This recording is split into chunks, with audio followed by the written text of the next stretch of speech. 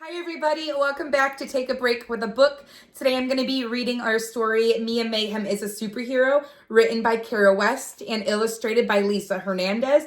Today I'm going to be reading chapters 5 and 6, so if you have not caught up and followed along this far, go back on our page and find chapters 1 and 2, and then 3 and 4, catch up, and then come back for 5 and 6. I'm going to start with chapter 5. Let's begin. Chapter 5, Spilling the Beans. "These brownies look delicious, Mia," Eddie's mom exclaimed when she opened the door. "Oh, yes, they're yummy, Mrs. Stein," I replied as I gave her one. Then I ran to Eddie's room and burst open the door. I may have pushed a little too hard, though, because a gust of wind blew through the room.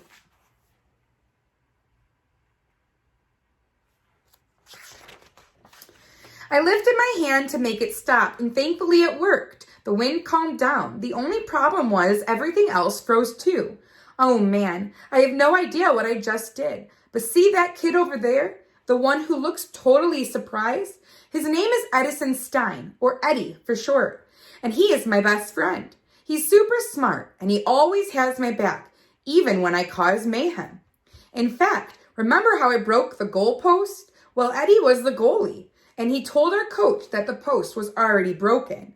And our coach believed it.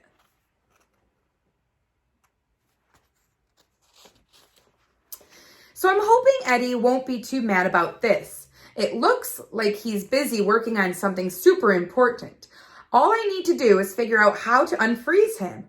I commanded. Nothing. Melt. Undo. Nope.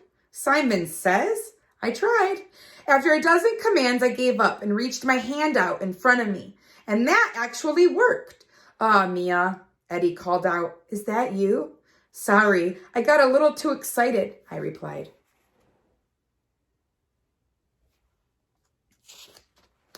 To bring me brownies, he asked doubtfully as he grabbed one.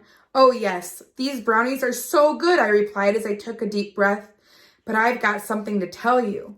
And you have to promise you won't tell a soul."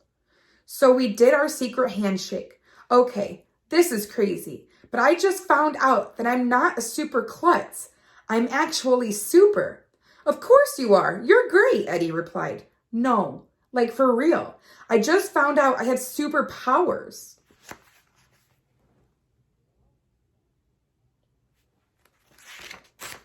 He took a bite of his brownie and looked at me, clearly confused. "Here, I have proof," I continued, pulling out the letter. I filled him in on the mess that I have made at my house, and then I waited patiently. He flipped over the paper just like I had and read it again. Still nothing. So I waited some more. Then, after what I felt like forever, he looked up at me with the biggest smile I've ever seen.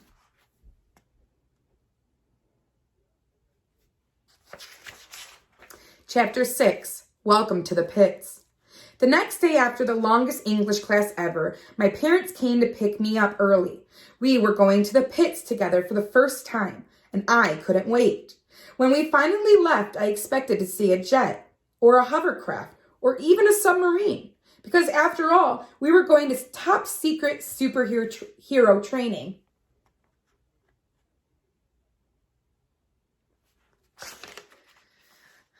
Academy, so it would only make sense to arrive in style, right? So obviously I couldn't believe it when we simply walked to an empty, abandoned warehouse. That was right next to my school. Is the jet inside of here?" I asked. "The what?" my mom asked with a laugh. "No, honey, we're here." Wait, this must be a mistake. Are you seeing what I'm seeing? Do not enter. This is an empty warehouse. This can't possibly be it. There's even a crooked "Do Not Enter" sign dangling on the side. I was about to tell her that we were definitely in the wrong place when she reached out and straightened the sign. Then guess what happened? The concrete bricks shifted around until a hidden screen popped up. My parents knew exactly what to do. My mom and dad stood still. Then they opened their eyes wide as a red light carefully scanned their faces.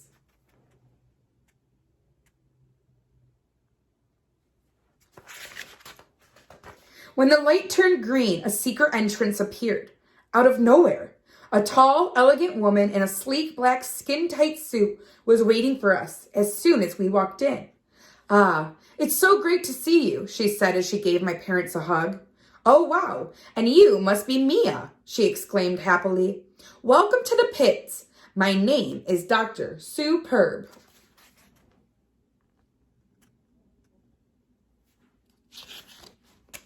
When we arrived at the main lobby, I couldn't believe my eyes. From the outside, this building looked like a boring old warehouse, but on the inside, there were floor-to-ceiling windows and huge 40-foot tall screens everywhere. "Welcome to the Compass," Dr. Perb exclaimed.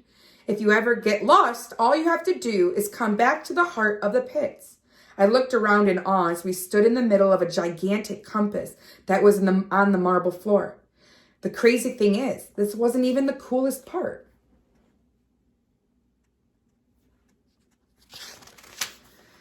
Because there were actual real-life superheroes everywhere. Dr. Perb must have seen my mouth hanging open because she turned to me and said, "It's a lot to take in, isn't it? We have the best superheroes teaching here. You're in good hands, Mia." Wait, did you hear that? That man with the winged suit is going to be my teacher. And just when I thought things couldn't get any cooler, she led us into the fanciest headmistress's office ever.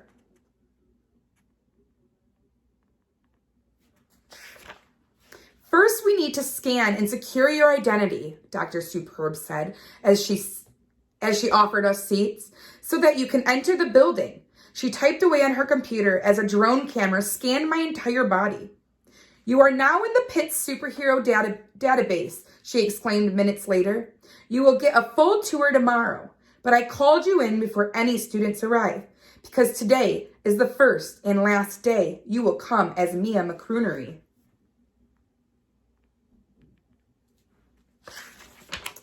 "Starting tomorrow, you are to come in your super suit.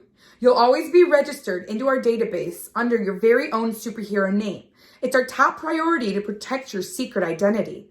"But I don't have a super suit or a name," I replied. "Don't worry, we're going to take care of the super suit," she said. "But your superhero name is up to you. You'll know exactly when you find it. But until then, simply going as Mia is just fine." Then she pulled a green leaf on her desk plant, and she spoke into it. "Professor Stupendous, please come in." A wall panel opened up, and a man burst out, shimmering in green.